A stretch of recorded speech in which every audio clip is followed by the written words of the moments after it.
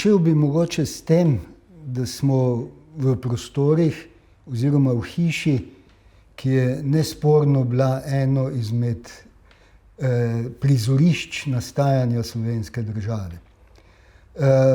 Društvo slovenskih pisateljev je bilo več let na tem področju zelo dejavno.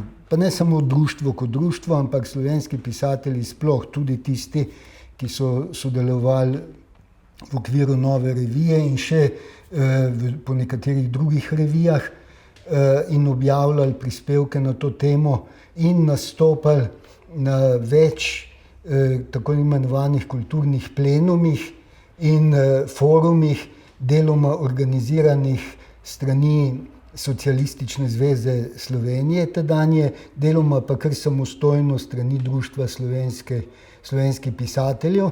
Namenjeni so bili pa kot neke vrste javna tribuna vse slovenske kulture, ne samo pisateljev.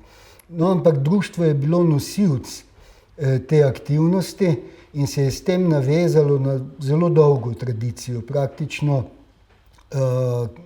tradicijo, ki se je začela s Zoisom in njegovim krogom, šla preko programa Zedinjene Slovenije, potem preko avtonomaškega gibanja v času diktature v tako imenovani stari Jugoslaviji in seveda mednarodno-osvobodilno borbo in naprej.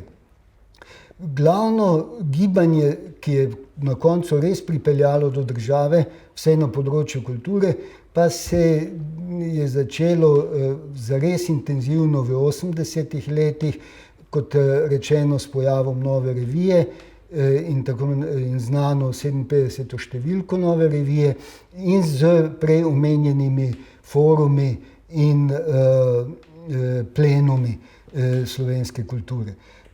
Stopnjevalo pa se je zlasti potem, ko so bili leta 1987 objavljeni predlogi tako imenovanih ustavnih amandmajev k Ustavi Socialistične federativne republike Jugoslavije in ko je Društvo slovenskih pisateljev praktično takoj in med res prvimi reagiralo na te amandmaje z več izjavami. In še posebej potem, ko smo imeli predavanje dr. Franceta Bučarja v februarju, ko je upravni odbor ocenil po tem predavanju, da je potrebno ustanoviti posebno telo v okviru društva, to je bila ustavna komisija upravnega odbora društva, ki je pripravila najprej več izjav za javnost, potem pa se je lotila, ko je videla, da slovenska politika ni dovolj odločna v zavračanju teh amandmajev, katerih cilj je bila popolna centralizacija in unitarizacija Jugoslavije, začelo pripravljati tako imenovano gradivo za slovensko ustavo, pri čemer je sodelovalo z enako namenjeno komisijo Slovenskega sociološkega društva. Strani Društva slovenskih pisateljev pa smo sodelovali člani te ustavne komisije društva, se pravi Milan Apih, Tone Pavček, Veno Taufer, Dimitrij Rupel, jaz, ki sem bil predsednik te komisije, Janez Menard, medtem ko so se strani sociološkega društva pridružili recimo dr. France Bučar, Peter Jambrek kot predsednik te komisije njihove in še nekaj Ivan Svetlik in še nekateri drugi člani tistega komisije. Seveda se z izdajo gradiva za slovensko ustavo stvar ni končala. Nadaljevala se je ves čas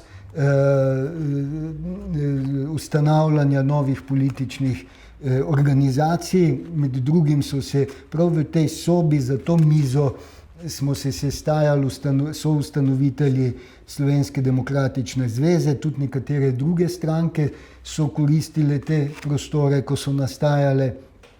Vključevali smo se še naprej v dejavnosti okrog slovenske ustave, se pravi tiste tedaj veljavne, v zvezi z amandmaji k ustavi tedanje še socialistične Republike Slovenije, ki je pa prav s temi amandmaji postala Republika Slovenije in dovolila tudi politično organiziranje. Skratka, če zaključim, društvo je bilo eden od nespornih nosilcev prizadevanja za slovensko samostojnost oziroma neodvisno državo in za tako imenovano demokratizacijo Slovenije, kar se je z plebiscitom potrdilo leta 90 in dokončno realiziralo v letu 91. Seveda je vsak izmed nas, ki smo sodelovali v tem prizadevanju za demokracijo in neodvisnost Slovenije,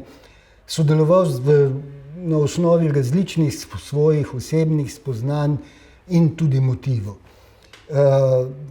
Jaz moram reči, da recimo, če ocenjujem Tine Hribar, je želel vnesti v slovensko ustavo tako v to gradivo kot v siceršnjo ustavo, ker je sodeloval tudi pri nastajanju danes veljavne ustave, želel vnesti neko globljo filozofsko dimenzijo.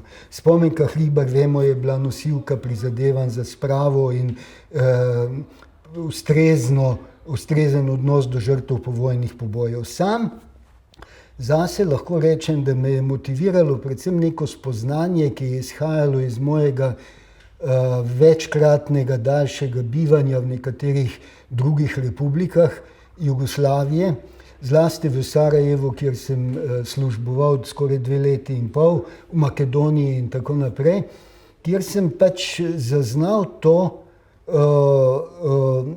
da ta država ni imela pravzaprav nekih realnih možnosti za obstanek, razen brez neke vrste diktature. Razlike so bile prevelike, tudi težnje, vemo za velikosrpski nacionalizem, ki se je takrat zelo razraščal, celo v okviru Zveze komunistov Jugoslavije, da se enostavno, tudi če bi želeli, ni bilo mogoče drugače odzvati, kot se Slovenija je odzvala in potem za Slovenijo, kot vemo, tudi Hrvaška in tako naprej. In to spoznanje me je nekako vodilo, mene osebno, da sem se potem začel publicistično ukvarjati s problemom slovenske kulture in Slovenije v celoti v okviru Jugoslavije in nekako logično prišel v to gibanje. Zelo pogosto je slišati, da so ljudje nezadovoljni z državo in stanjem slovenske demokracije, zlasti v zadnjih letih.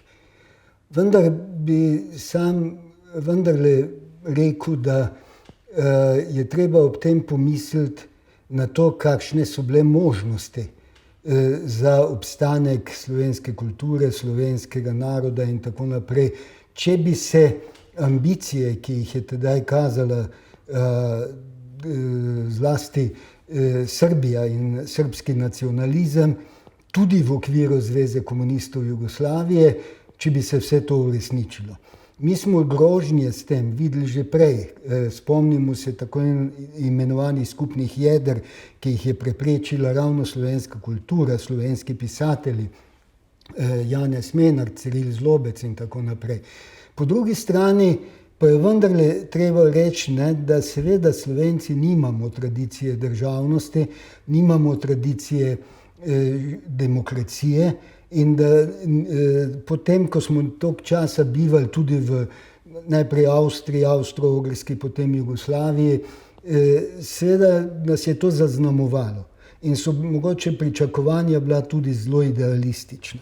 Ampak nesporno je, da je ta odločitev za neodvisnost bila prava, da je odločitev za demokracijo bila prava in prepričan sem, pa tudi če bodo potrebne generacije, da bo Slovenija vendarle obstala kot država in da bo dosegla tudi določeno raven demokracije.